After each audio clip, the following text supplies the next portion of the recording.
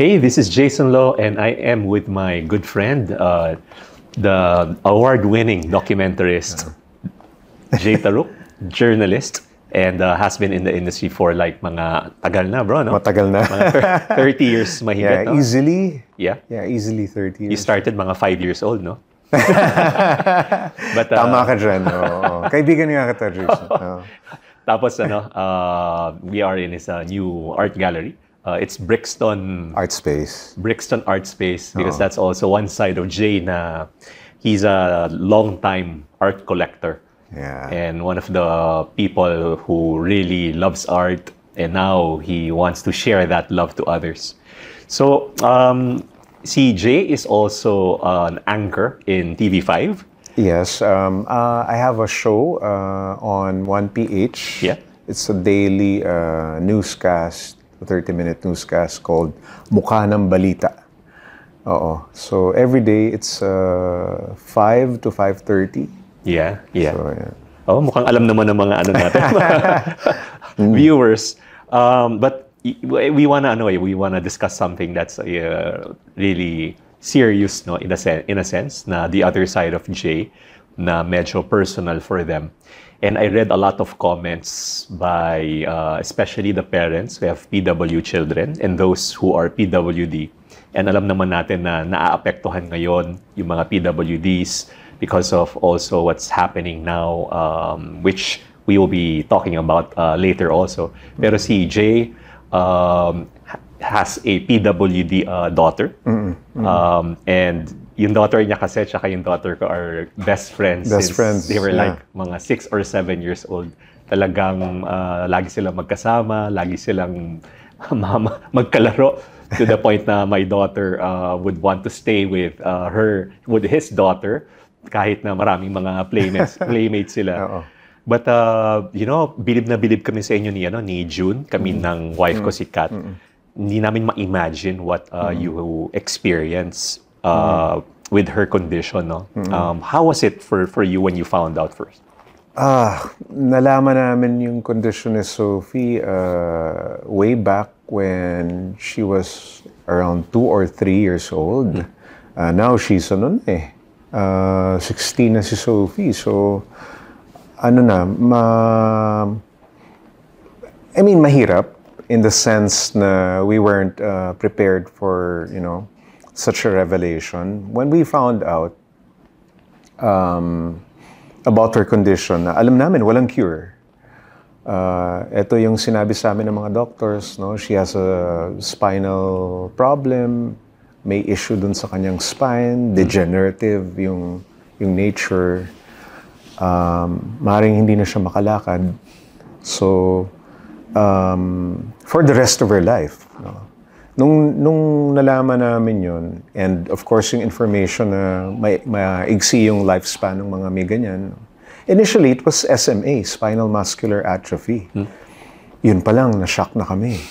Ngayon kasi may recent developments na may medicine for SMA. So when it happened, yung na-discover nyo, wala pa yun? Wala pa. So we were trying our best to learn, as much as we can about SMA. Umabot, yung mga doctors natin dito magagaling na, but we had to seek the help of yung mga specialists sa America, sa US. So we brought her there, had her tested, lahat ginawa namin, and yun nga, parang hanggang sa matanggap na namin, Jason, na nako, SMA na to, and I think ano yung mga pwede nating gawin. So looking forward, yung acceptance is, I think, the hardest part na alam mong wheelchair bound na siya, hindi siya makakalakad. And una naiisip mo, anong klaseng buhay magkakaroon siya?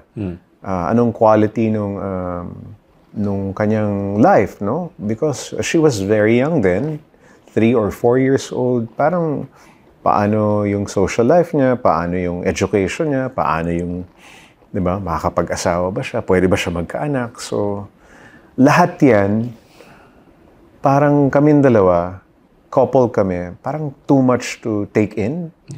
And this was the same time na si June parang, I think, we need, more than the medical community, medical, science.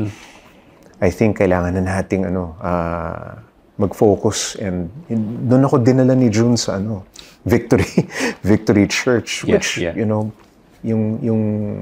yung transition na yun, on my part, kasi she has been, between me and her, siya yung talagang, mas sabihin ko na religious, and siya talaga yung every day nagbabasa yan ng mga Bible verses, and sinishare niya lang sa akin, although ako hindi ko ugali yun, but siya yung nag-turn sa akin na, ito, gawin natin to every morning. So we have our devotion every morning. And then we go to service when we can. Kasi iniisip mo, mukhang kailangan na natin ng mas matinding tulong dito, diba? Hindi na, wala ng solusyon, no? Hindi na kaya ng powers, diba? Sabi nga ng mga hindi na kaya ng powers natin yan. Yeah. I mean, siya na lang yung Wow. Siya na lang yung hinga natin ng guidance and tulong lagi. Yung condition ng SMA, no? Can you describe it? SMA, when we discovered na may SMA si Sophie, well, back then akala, kasi sinasabi kong akala, and at that time, we were made to believe na SMA lang dahil I think the yung mga medical test na ginawa sa kanya, umaabot lang doon eh. Yun pala, meron pang ibang mga strain yan. So, ang SMA na nga doesn't have a cure back then. Napakahirap niyang gamutin, and wala talagang cure. So, may mas malalim pa siya na strain, mas rare pa, which we found out like a few years ago. Yung SMA is, ang explanation, simple explanation ng doctors, yung kanyang spine nagde-deteriorate. Degenerative yung nature, but definitely hindi siya makakalakad, and yung deformation ng kanyang back, which forces her lungs na maipit. Yung rib cage mo kasi iniipit yung lungs. So, it's very uncomfortable sa kanya, and pakahirap dahil, for example, matutulog siya.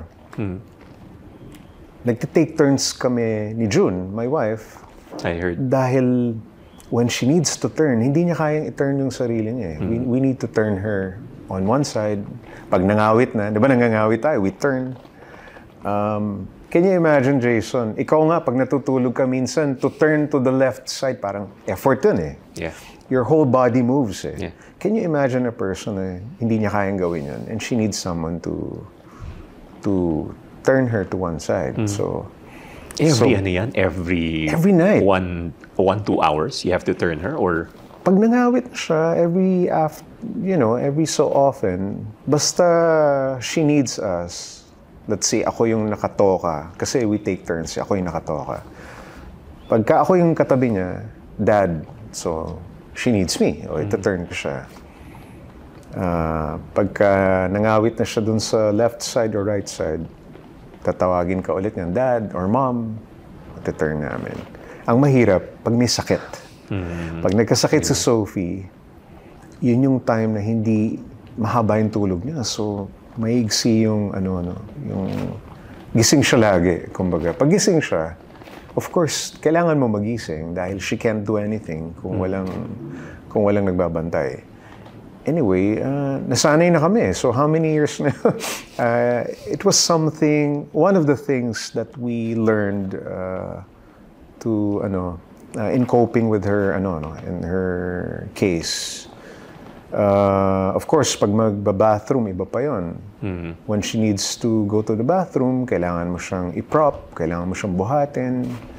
Pagka nasa public place kayo, hahanap ka talaga ng, pwede siyang, may big enough space para yung wheelchair niya pumasok, mga ganun. And, syempre, pakakainin mo siya. Those things Hindi niya kayang kumain mag-isa, no? Hindi, weak yung kanyang ano and now it's weaker because yung kanyang limbs ay parang floppy. So ayun, pakakainin siya. Basta anything na kailangan niya in terms of mobility, we need to help her. We need to be there. So ganong klaseng commitment, ganong klaseng attention ang kailangan niya. She's 14 ba or 15 now? I think she just turned 15. Oo. Nitong April. Oo. And believe din ako kay Sophie yung confidence niya. Pag pagkasama ko niya, Tito Jason, can Alexa sleep here? Hindi siya request eh. She's a character. Command eh. Oo, she's a character. Ang impression naman ng iba kong friends, lakas ng personality ni Sophie. No? Yeah. Kasi whenever we have this event, yung yearly na Moto Heritage Week, and she would just go around on her own sa kanyang wheelchair, motorized wheelchair. So, may sense of control siya when she does that. We just let her, may nagbabantay lang, but we let her move around. Tapos, pag may gusto siyang kausapin, I mean, yung personality niya iba. Paano niyo na-instill yan sa kanya? Ano siya eh, I think hindi lang, well, of course, yung paraan ng pagpapalaki namin, medyo liberal din, and we empowered our kids nung bata pa lang sila. We just talk to them like an adult. And we let her do kung ano yung gusto niyang gawin. She loves reading books. She's very social. Ang hirap kasi, di ba, for that condition, to have the confidence like that. The confidence and actually the energy, because it made everyone parang naging mas madali na sa lahat no, na naging madali na yung to establish the social mga relationships, diba, online. Marami na mga group chats and all, no. But syempre kulang pa rin because let's say gustong mag-swimming ng barkada niya, ng friends niya. Well, she can't do that. She can be there, but she can't do certain things na physical. Right. But ang ganda na outlook niya sa buhay. Yan ang gusto sa kanya. But she knows what her condition is, and she knows that meron siyang limitations. Alam niya pag nararamdaman niya na yung pagod, yung ngawit, and she's tired, she wants to lie down. Alam niya yun yung limitations. But may mga certain people din siya na kailangan niya rin, di ba, makausap, makasama. Like, of course, yung mga kids mo, laking tulong din. So, yun yung buhay niya, no? It revolves around a very small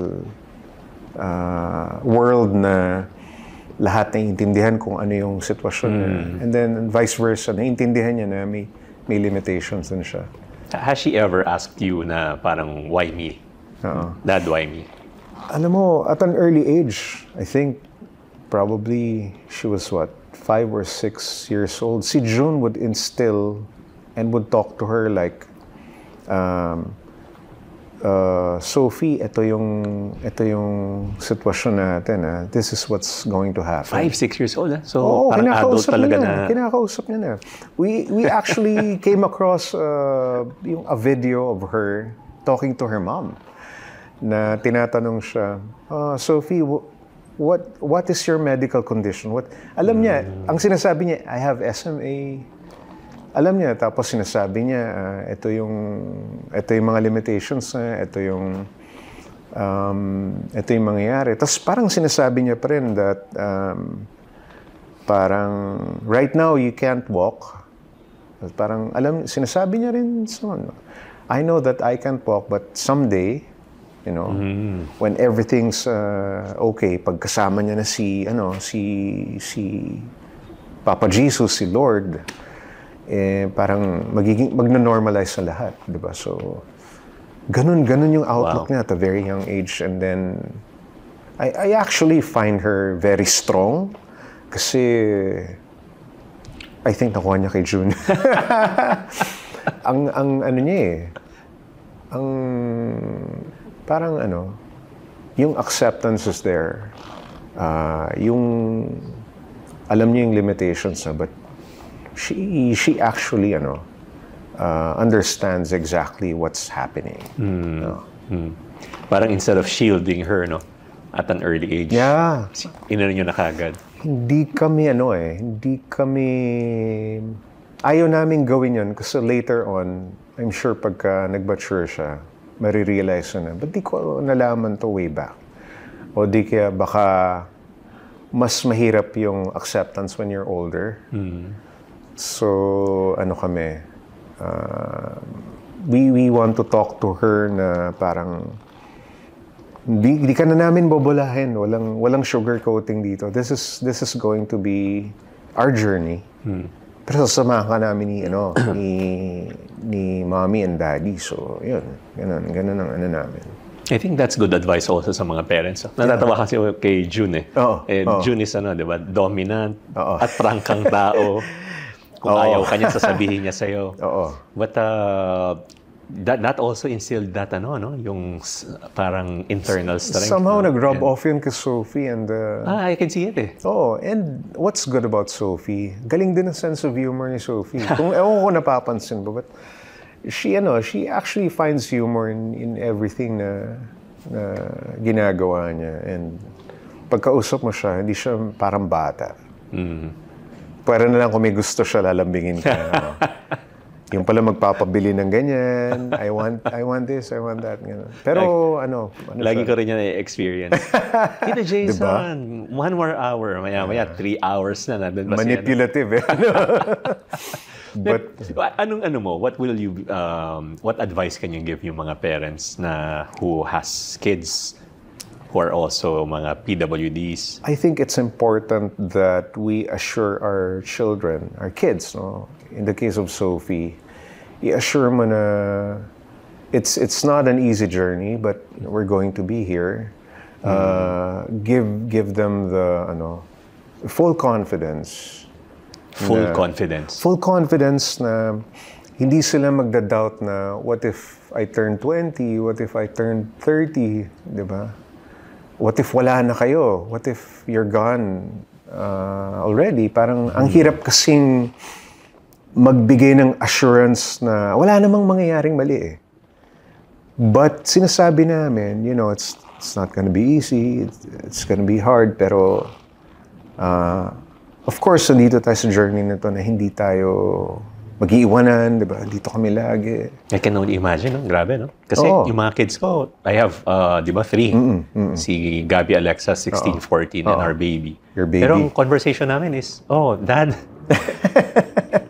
can I color my hair? Di ba, Dad, I wanna do... Pero sa inyo, parang, di ba? Hindi naman lagi mabigat, Jason. She's still a kid, no? Yeah. Marami siyang interest din. Yung mga labubo na yan, sa kanya ko nalalaman yan. The latest on TikTok, minsan nagpapa-update ako sa kanya. But, that's part of growing up. But also, at the same time, hindi nawawala yung kumbaga, I would describe it as reality check. This is what's real with us. And maraming reminders dahil yun nga, wheelchair bound siya. From sun up to sundown, kailangan namin siyang alalayan. So, hindi mo malilimutan na everything's okay. Diba? Of course it's okay. Wala tayong ibang pinoproblema, but your situation, mapapag-aralan naman yan kung papaano natin gagawin So, sa buhay, we have our own journeys. Ito yung journey natin This is very specific for us. Which, unfortunately, hindi naman to common, but, we have to learn how to cope with, what's given us. And, hindi naman hindi naman to parang may manual na, oh, this is what's going to happen and this is what we're going to do. Step 1, step 2, step 3, hindi. You go by on a day-to-day basis kung anong mangyayari, di ba? But from our learnings from the past years, ito na yun, di ba? Ito yung gagawin natin. Alam na natin to. Pag nagkasakit ka, ito mangyayari. Pagka, bawa, nag-travel tayo, kasi ayaw naman namin siyang i-deprive na, mahirap kasi mag-travel, Jason. Yeah. Like last year, nasubukan namin out of the country. Talagang dinaanan namin yung dapat namin pagdaanan. Nag-US kayo, diba? Nag-US kami. How was it? Well, from bahay to the airport, alam na namin yun. But once you're in the airport na, yung procedures nun, of course, diba, andyan yung security check, andyan yung pagsakay mo ng eroplano. Medyo tricky eh. Pero, meron namang, accessible naman siya, but, you know, may extra mile ka lang lagi dahil mas marami kang dala. Yeah. No? We have our BiPAP. We have yung mga things, mga aparatos na kailangan niya. The wheelchair, of course, the motorized wheelchair. Physically, no, it can be tiring also for you. No? It can be, especially when you're driving around the US. Alam mo naman, di ba? Wala ka namang driver doon. So, tulong-tulong. I mean, ano siya, doable siya. It can be as memorable as, you know, the other families would experience, and can be special also. Dahil sa condition niya, parang may mga limitations kami. But, deprived ka nung mga ibang mga physical na enjoyment. Pero, what does it do to our family? Mas close kami, di ba? Dito lang tayo. Or we spend the whole day in a room, or we just eat out and, you know, have a quiet time. May may positive din kaming na-experience and nakukuha. Yeah. Not if you're gonna focus kasi on your limitations, parang depressing naman yun, di ba? Correct. But there are things that you can do as a family na pwede rin si Sophie. We do that. Oh. Si Luis, the eldest, was he in parang affected also? In a sense na parang, syempre, you have to put all your focus on Sophie. Si Luis, syempre nanggaling din siya dun sa, nakita niya kung paano namin inalagaan si Sophie, and wala siyang choice eh. He's going to be part of this eh. Sometimes he gets frustrated na, let's see, gusto namin pumunta dito sa lugar na ito, hindi pwede si Sophie. He has to accept. And, of course, batang-bata pa si Luis, natutunan niya na yun. Dahil hindi naman namin pwedeng i-isolate si Sophie and Luis. And in fact, one of the reasons kung bakit siya homeschooled is because of our situation. We had to pull Luis out of Ateneo nung grade 3 siya. So, of course, kung ikaw si Luis, di ba, parang grabe naman to eh. Nag-i-enjoy ako sa... Pagbata ka, hindi mo pa maintindihan eh, no? Hindi mo pa maintindihan yun kasi parang why? Maraming whys sa kanya. But now he's 21, I see him mature a lot. Right. And the understanding now about the situation is much, much better, if I may say so. Yeah. And you know what's interesting, no? Ito din yung mga comments that I receive and messages. Parang we need to find ways to protect the PWD communities. Lalo na ngayon, no? Ang daming mga lumalabas. I think you've covered that also, no? Oh, yes. Mga fake na PWD IDs. Diba? Nakaka-depress yung balitang yan, Jason. Nung na-come across ko yan, probably a few weeks ago, we had a news item about it. Nagbebenta, parang 2,000 pesos na peking PWD ID card just to get, to enjoy the privilege of what's supposed to be given to the legitimate PWD. So, ako parang, seryoso kayo? Parang, Hindi nyo ba naisip yung ginagawa nyo? You're actually stepping on the shoulders of, yung sabihin na natin less privileged na mga members ng society natin. Yeah. 'Di ba? Walang kinaibahan yan sa inagawan mo ng parking space ng PWD. Tama ba? I mean, sa akin, dalawa yung tinatamaan dito. Yung mga legitimate na PWD cardholders and the business owner. Parang, Right. para mo silang ninanakawan ng kita. 'Di ba? Ng profit na supposedly na pwedeng ma-enjoy ng maraming tao, and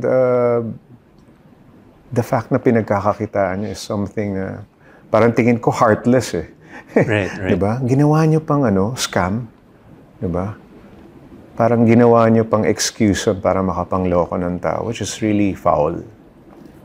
I did some research eh. Oo. Ano daw, nasa 8.5 yata million ang fake PWD IDs. Grabe, 'di ba? Tapos ang nawawala daw sa mga taxes, umabot yata ng 80, kung di ako nagkakamali, billion.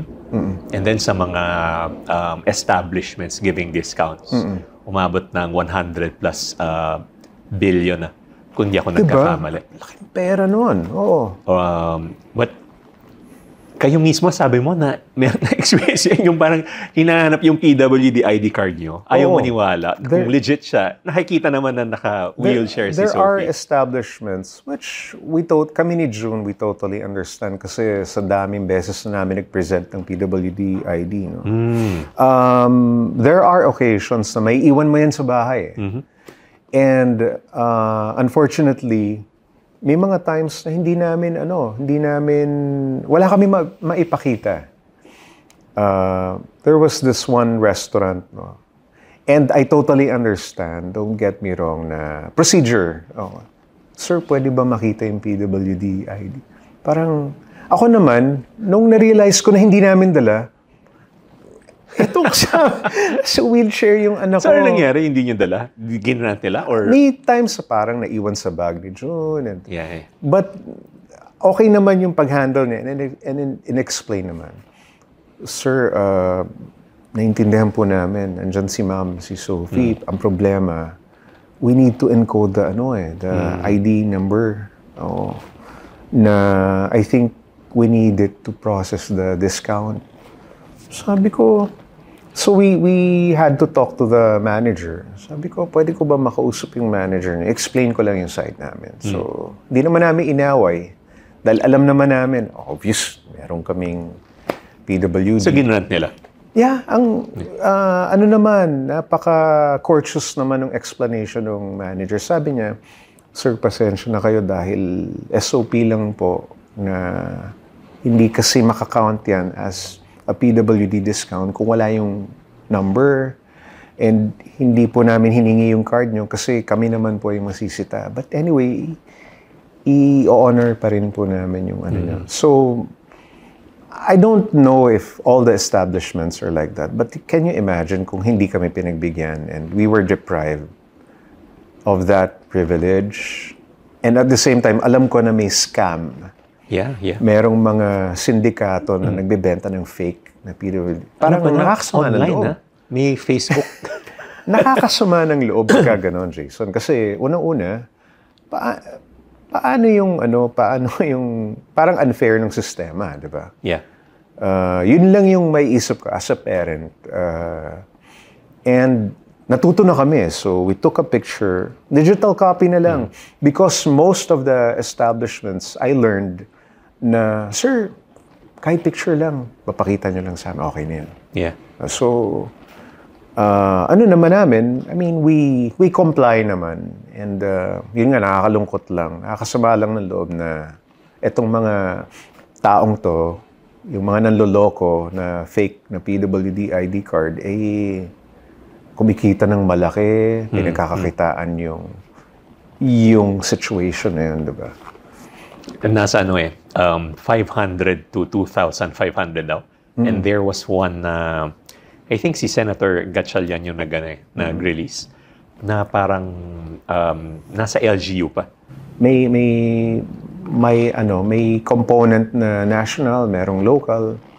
So yun yung ano.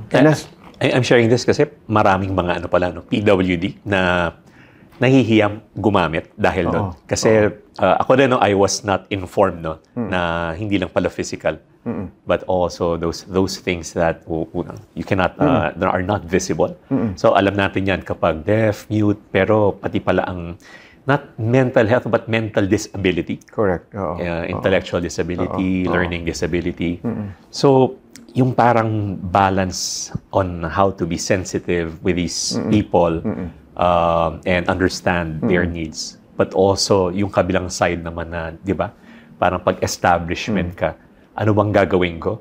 Dahil before daw, nasa 5% ang kaltas. Ngayon, umaabot na ng 10 up to 30%. Yes. And nakita pa ako. Parang kunyari, 10 sila, 6 may PWD card. Tapos may isa, mag-asawa, nakita nila, same yung parang, ano ang tawag doon? Serial number ba? Or same daw. Sasabi nila, it's conjugal. Sabi nila. And then merong isa, piloto. Meron problema sa mata. So pag chinek mo yung card niya, legally blind siya na pilot. Paano nangyari yun? Nakapagpalipad ng eroplano. Nakapagpalipad ng eroplano. But looking back siguro, sa career ko, may nagawa na kaming story, Jason, ganito minsan ka-faulty yung system natin. Meron kaming social experiment. This was in the 90s. Napakuha namin ang lisensya. Driver's license card, isang bulag. Because of corruption. May mga nabayaran na LTO personnel. Wow. Isipin mo, bulag, nakakuha. So, pinakita namin, we presented that driver's license to the LTO director. Nakakatawa yun kasi nung pinakita namin sa kanya, sir, eto po siya. So, yung card, legit. Authentic. Doon mismo sa office niya na namin nakuha. And then we introduced the person. Eto po siya. Walang makita. So, talagang na-enrage siya. And actually, umabot pa nga yata sa Senate. So, there was an investigation to improve the system. But same with the PWD ID card. May mga loopholes na I think kailangan ng silipin and gawa ng remedyo para, sana ma-extend yung proper courtesy naman sa mga legitimate na PWD. Kasi definitely. Hindi naman madali talaga maging PWD, especially. Nasasabi ko to Jason, to our experience. Of course, of course. There are establishments, although dun sa PWD law natin, dapat lahat ng building, establishments, may access ang wheelchair. Papasok ng gusali ninyo or yung establishment ninyo, let's say you're a restaurant, meron pang mga hindi sumusunod dyan. May mga nagko-construct pa rin ng establishment na halimbawa, kasama ko si Sophie. Saan po kami dadaan? Sasabihin ng security guard, wala po kaming PWD. Which is a significant number, no? I think there's a lot because hindi lang isa, 2 beses, 3 beses ko na-experience. Especially, ang notorious dito, Jason, yun pang sa labas ng Metro Manila. Yeah. Dahil I think hindi na ganun ka-strict for some reason. Baka hindi nababantayan or siguro nasanay dun sa mga dating building laws, diba? Mga building code na hindi naman obligado, but meron po tayong PWD law na inuobliga ang access ng lahat ng klase ng tao, diba? Tsaka if you're PWD, parang sa inyo na yan, discount. Basta maging normal ako, okay na sa akin. Kahit wala akong mga privileges na ganyan. Pero yun nga, dahil meron silang ganong situation, di ba? It's something that they would need also assistance. Correct. And yun ang ginagawa ng maraming tao, no? Na yan, yung panloloko para kumita. Ang daming paraan para kumita, no? Ang dami rin paraan paano mang loko ng tao, pero bakit yun pa yung gagamitin nyo na, di ba? Ang nakakadismaya dito, Jason, yung mga scammers, nagle-level up din. Can you imagine, digitally, nakakapangloko pa sila? Yeah. And the fake cards now are easier to do because, you have the technology to reproduce, which type of card you like. Of course, alam na natin yung mga panloloko sa mga online shopping is something that's also frustrating na ang hirap pigilan ng mga scammers, di ba? Yun yung mga tao na nakakainis talaga, and it's depressing also and disappointing na walang magawa yung mga agencies natin. I hope mag-improve na yan in the coming years. Yeah. And I hope this interview with Jay would also give more kumbaga awareness. Dahil nga I want to use also my platform so that we can reach out to mga PWD communities. And there are many who message me also na ako din, I want to be more knowledgeable para makatulong din tayo in any way with that awareness, to be more sensitive dahil hindi lahat ng mga may PWD ay physical. Meron din dyan yung mga mental, and we have to be sensitive with these people also, and to protect these people dahil nga yung situation nila doon sa mga illegal at mga fake, naapektuhan sila, and we don't want that to happen. Dapat sila yung kumbaga, of course, hindi entitlement but it's your right. And do not be afraid to get that privilege, and also help more people become more aware with the situation right now that's happening. So Jay, thank you so much for this interview and showing another side. Anytime, Jason. Of you, your family. Dahil ito yung isang bagay na hindi nyo naman talaga, publicly sinishare or madalang. If there's a chance, alam mo, sa mga friends and relatives, of course they're curious because we're living with Sophie, nakikita na si Sophie, but I totally understand kung hindi, ang information hindi ganun ka spread out sa mga tao. But we do appreciate kami ni June when our friends ask about Sophie, and we're almost always willing to share what we've learned so far. Kasi tingin ko mahaba pa yung journey, and a lot of people can learn from it. Definitely. So we're also thankful. Well, salamat for asking and sharing my what little information we know about Sophie's case. Yeah, and we're always praying for your family. Thank you.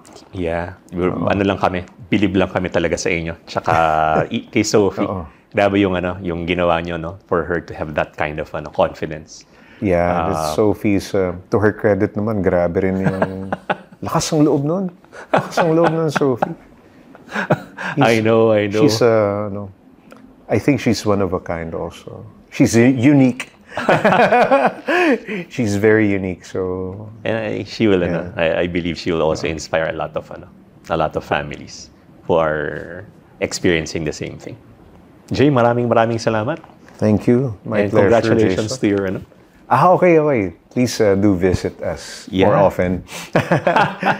We're not far naman Kapitolyo lang. So baka When kayo nag-open? Nung September gallery? lang. September. Oh, wow, fantastic.